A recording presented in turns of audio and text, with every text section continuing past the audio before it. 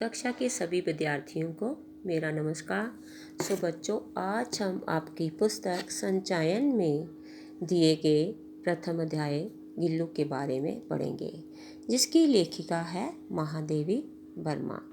इस पाठ में लेखिका महादेवी वर्मा का एक छोटे से जीव गिलहरी के प्रति प्रेम झलकता है। उन्होंने इस पाठ में उसके विभिन्न क्रियाकलापों और लेखिका के प्रति उसके प्रेम से अवगत कराया है। उन्होंने गिलहरी जैसे लघु जीव के जीवन का बड़े अच्छे ढंग से चित्रण किया है।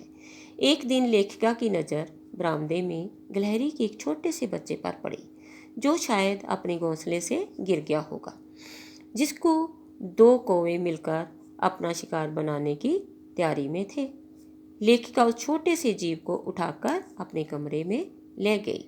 कौवे की चोट से घायल बच्चे का मरहम पट्टी किया। कई घंटों के उपचार के बाद मुंह में एक बूंद पानी टपकाया जा सका।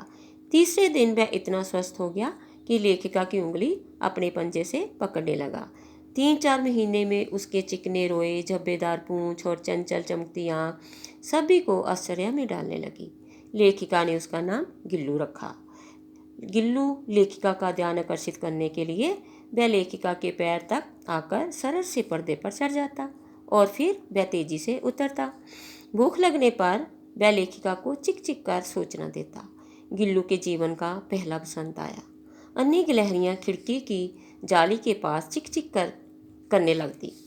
गिल्लू भी जाली के पास बैठ जाता। लेखिका ने जाली का एक कोना खोलकर गिल्लू को मुक्त कर दिया।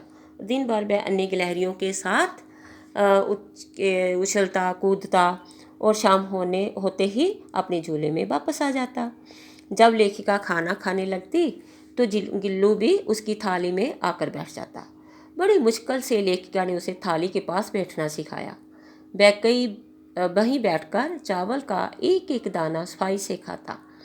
गिल्लू का प्रिय खाद्य पदार्थ काजू था। कई दिन काजू ना मिलने पर खाने की अन्य चीज़ों को वह झूले से नीचे फेंक देता था।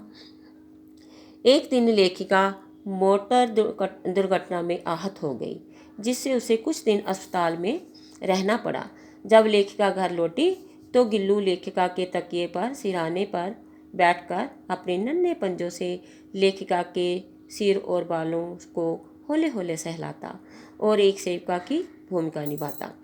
गर्मियों में वह लेखिका के पास रखी सुराही में पर ही लेट जाता।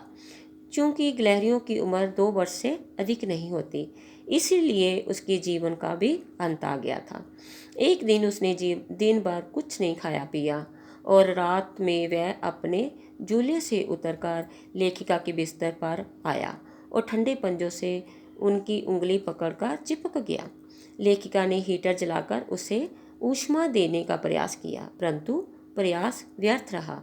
सुबह की पहली किरण के साथ ही गिल्लू सदा की नींद सो गया। लेखिका ने उसे सोनजूही की लता के नीचे समाधि दे दी। सोनजूही में कुछ दिनों बाद एक पीली कली खिली तो लेखिका को पीली कली को देखकर गिल्लू की याद आ गई। सो बच्चों, इस कहानी से हमें यही शिक्षा मिलती है कि अगर हम भी जीव जंतुओं से स्नेह करेंगे तो वो भी हमें बहुत प्यार करेंगे। सो आज का हमारा ये अध्याय यही समाप्त होता है। धन्यवाद।